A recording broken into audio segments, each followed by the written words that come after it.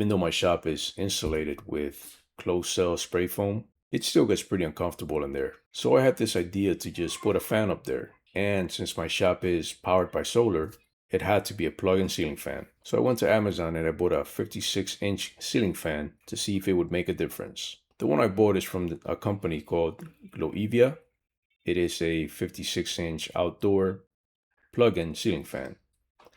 It is IP65 rated, which means it could handle some moisture. It comes with a light and a remote. My shop isn't very big. It's only 18 by 20 with 10-foot walls. So a small fan should make a difference, I thought. So today I'm installing it myself. And we're going to test whether it actually moves enough air to make a difference. Let's see how it goes. For the tools you'll need the fan kit, of course. You'll need a ladder. Get a bigger ladder than mine because mine wasn't long enough. So I had to prop it up on two workbenches. Not the safest thing to do, but I made it work. You'll need some drills, sockets, some self-tapping metal screws, a bunch of zip ties, gloves, eye protection, all that safety stuff. My shop is a metal building. Mounting a fan to a metal building is all about finding the right place. Luckily, my shop has a metal brace between the trusses. That's the perfect spot. I'm swapping out the middle light fixture and putting the fan in its place for good center coverage. The fan kit came with two down rods, a small one and a big one. I chose to use the big one because I needed to make sure that the blades of the fan clear the ceiling. I always find it easier to assemble the fan on the ground instead of on the roof. I installed the blade arms, the blades, and the light kit. The instructions were decent and easy to follow. Build quality feels fine, about what I've seen on other ceiling fans. The blades appear to be made out of aluminum, which is nice.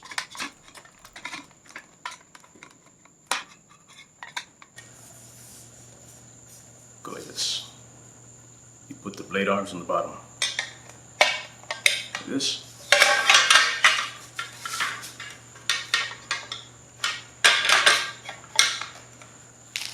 We're going to be using these screws with the washers.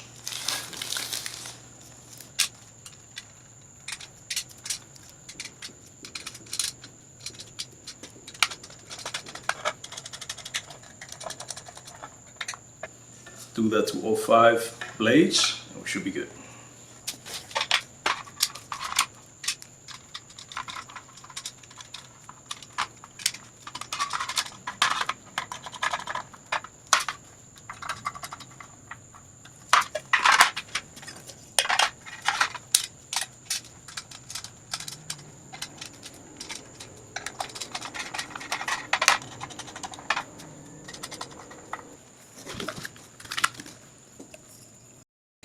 Alright, the next step is to install the blades onto the motor. Blades right there, and the motor is right here. And you use these screws here. These are the screws that you're going to use.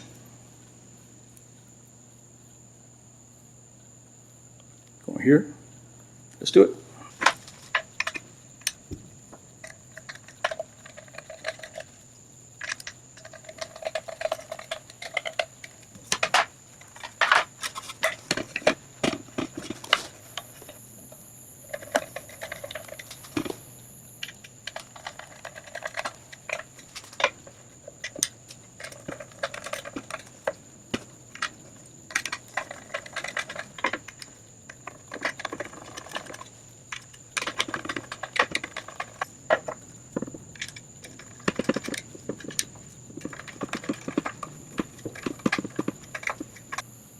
Now that it's together, it does look like it might be 56 inches.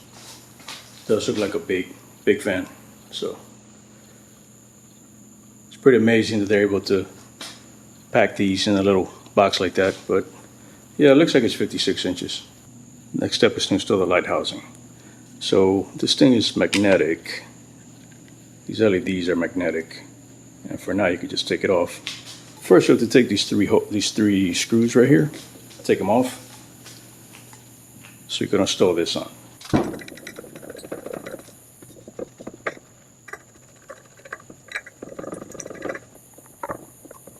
Up. All right, now we put this back on there. We connect, use this connector.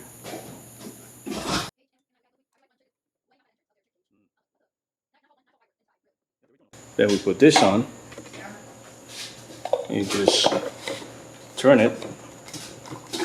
And I'm gonna go ahead and take that off and put the fan up there, because the fan has a light on it already. And with these two lights, that's more than plenty for this shop. So I gotta climb up there, take that off, put the fan up there.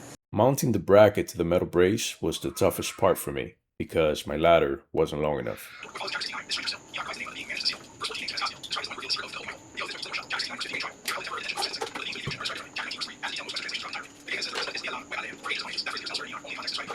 The hardware we're going to use to install the ceiling fan is going to be this piece right here. This came with the ceiling fan.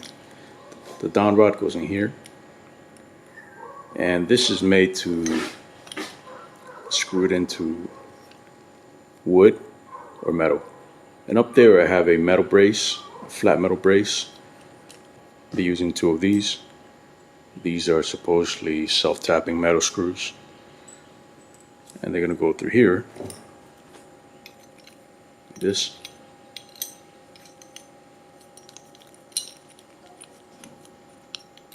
Like so.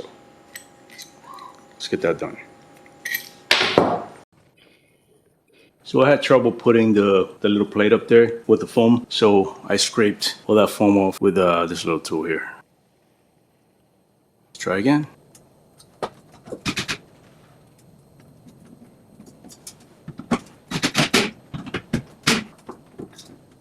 Okay, next step, we're going to insert the down rod in there.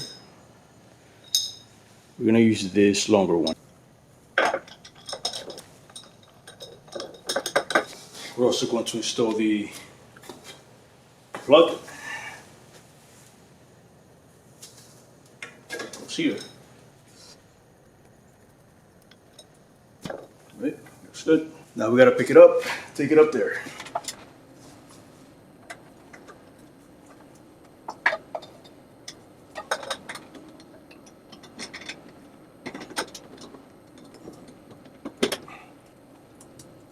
Now I just have to route the plug from here to that one right there. Then I gotta find some clips to attach the wire to the frame, so the wire doesn't fall on top of the fan while it's spinning. To route the wire from there to there, I'm going to be using these.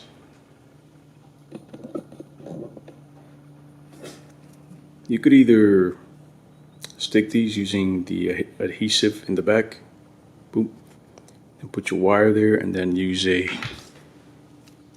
could use smaller zip ties, but I only have the big ones. Put the zip ties through here, close it up, and then put your wire, hold your wire. So I'm gonna put a couple of those up there. Alright, so we put the fan up already. Now we just gotta figure out how to turn it on. And I guess you could download an app to control it, but I don't like apps to control my stuff, so let's see if we can make it work with the remote. Came with these batteries, nice of them to do that. This is like a timer here. You could change the color of the lights, the LED. I don't know what this is for. Turn off the lights. It's not working. There it goes. It works. Let's turn off the light. Nice. Let's see how bright it is. I'm gonna turn off my other lights. Oh, that's not good at all. That is not good for a shop light. Huh. Nope. I was hoping that I could use this light most of the time, because before, when I had my other light up there, most of the time I would just turn that one on, and I would just turn on the other two when I was doing something that needed a lot of light. So, but I can't do any kind of work with this light. That's already a bad thing. But let's see if it could at least spin and cool down the shop. Let's see, how do you make this spin? All right, here's the moment of truth. I paired the remote, plugged in the fan.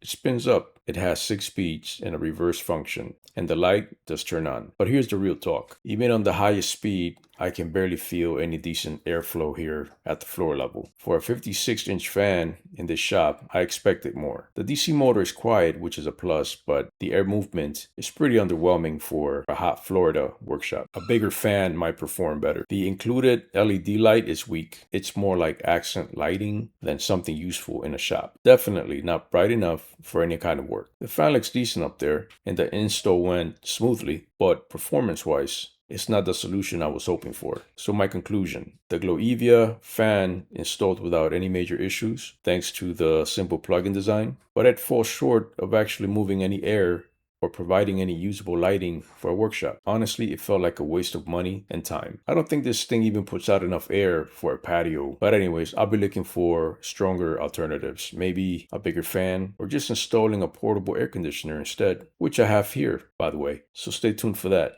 Thanks for watching. If you appreciate the honest review, subscribe for more shop projects and stay cool out there.